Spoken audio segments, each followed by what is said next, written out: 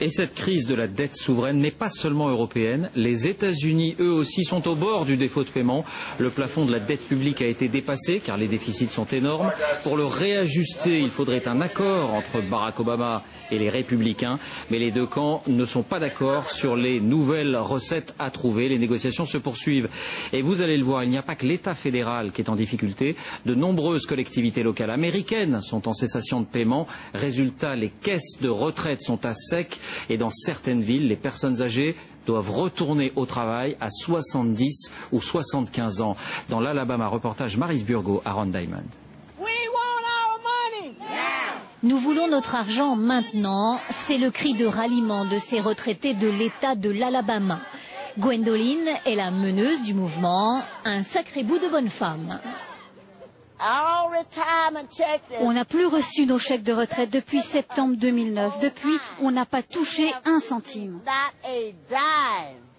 Pour survivre, cette retraitée a donc dû retourner travailler. Elle est professeure auxiliaire dans une école publique. J'ai 77 ans et là, je vais en classe pour enseigner la géométrie. Cette femme a travaillé et cotisé toute sa vie au fonds de pension communal. Ce système de retraite complémentaire est réservé aux fonctionnaires de la ville, mais il est en faillite. Résultat, Gwendoline se retrouve à 77 ans devant ses élèves, exactement comme elle l'était il y a déjà 50 ans, bon pied bon oeil, malgré son âge. Certains des retraités ont été expulsés de leur maison parce qu'ils n'avaient plus d'argent pour rembourser leurs prêts. On en a vu des tragédies. En fait, c'est toute la municipalité de Pritchard qui est en faillite. Une ville de 45 000 habitants, autrefois industrielle et prospère. Mais avec la crise, il a fallu en quelque sorte puiser dans le fonds de pension pour payer les fonctionnaires actifs.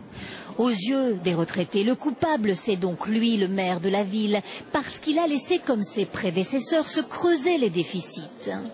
Chaque jour de conseil municipal, ces personnes âgées s'installent au fond de la salle pour protester silencieusement. Gwendoline ne raterait jamais ce rendez-vous. Tous refusent le compromis proposé, leur accorder seulement un tiers de leur retraite. Ces gens-là devraient accepter cette somme. Ça les aiderait dans un premier temps. Le compromis n'est absolument pas généreux, mais après 2 ans d'attente devant des boîtes aux lettres vides, ces retraités finiront par céder. Ah, j'espère encore, mais toujours rien. Pas de chèque. Elle était agent de police, il était pompier. Ils vivent aujourd'hui sur la très maigre retraite de la sécurité sociale américaine, 300 € chacun. À eux deux, ils ont pourtant cotisé pendant 75 ans pour le fonds de pension, en vain. Ce n'est pas un cadeau qu'on leur demande, c'est de l'argent qui a été prélevé chaque mois sur notre salaire. C'est donc notre argent, c'est pas à eux, c'est à nous. À près de 70 ans, cet Américain vient donc d'accepter un travail d'agent de sécurité dans un centre commercial. La retraite tranquille n'est plus qu'un rêve lointain. L'histoire de cette petite cité en déclin menace de se répéter un peu partout aux États-Unis. De grandes villes comme Philadelphie ou même des États entiers comme l'Illinois pourraient bien réserver le même sort à leurs retraités.